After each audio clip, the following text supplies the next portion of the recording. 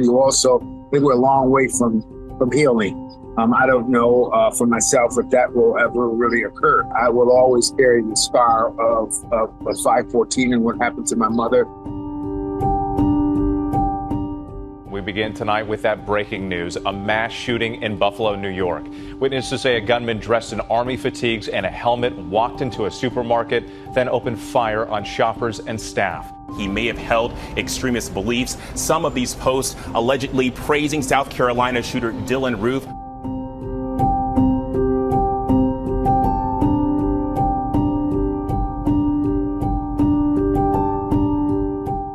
We shouldn't even have to look at the FBI statistics to know that Black people in America are still victims of subjugation, of discrimination, of racism, of hate.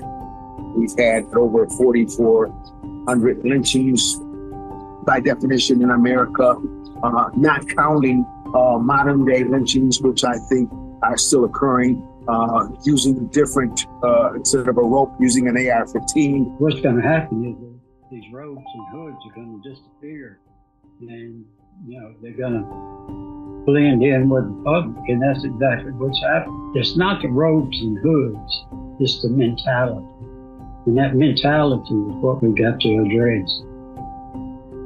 It's not so much the way in which the person is murdered as the message that was meant to be sent with that killing. It's supposed to be something heinous enough to send a message to the community that white men are in charge. Lynching was pure terror to enforce the lie that not everyone belongs in America, not everyone is created equal.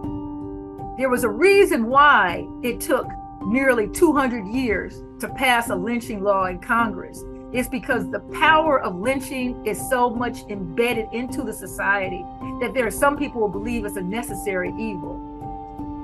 My concern is, without someone stepping forward and actually attempting to apply this law, there will always be seen as beneath the surface of American society, one can get away with the killing of African Americans because it's understood these killings are necessary. And you wonder, where does this come from? I believe it's coming from the internet. I believe that they're being told that this is the end of white America. As I've said before, the internet's a great thing. That's one of the tools that's being used to radicalize these kids. So the social media platforms and even the systems, the unjust systems that currently continue to exist in America, that subjugate, that impoverish, that disenfranchise Black people, people of color, intentionally so, are responsible for what happened. My mother was murdered on 5/14/2022. Every day since then, and for the rest of my life, I will honor my mother by doing this work.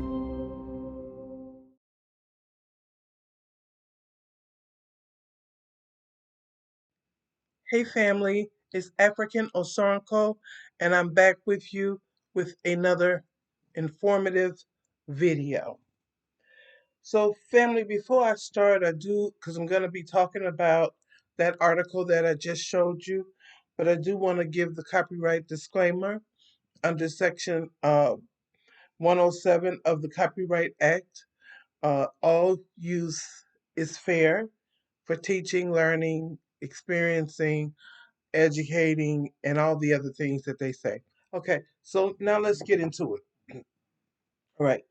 According to the FBI crime statistics, currently anti-Black or African American incidents, Black American, whatever we're being called, we want to be called, incidents made up of more than half of hate crimes. So they say an average of about 60% of all hate crimes are against Black people in America. And it also goes on to say that 84% of hate crimes that are based on race were committed by white men. Okay, family, This is from the FBI statistics for 2024. And we're now in 2025.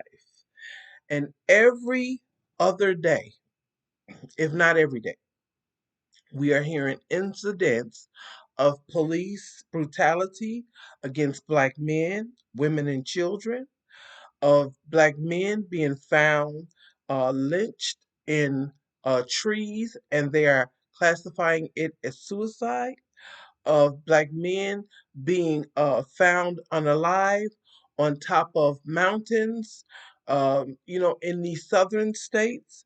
And they're saying the twins, like the two twins that were in Georgia, they're saying that they committed suicide and uh, unalivement.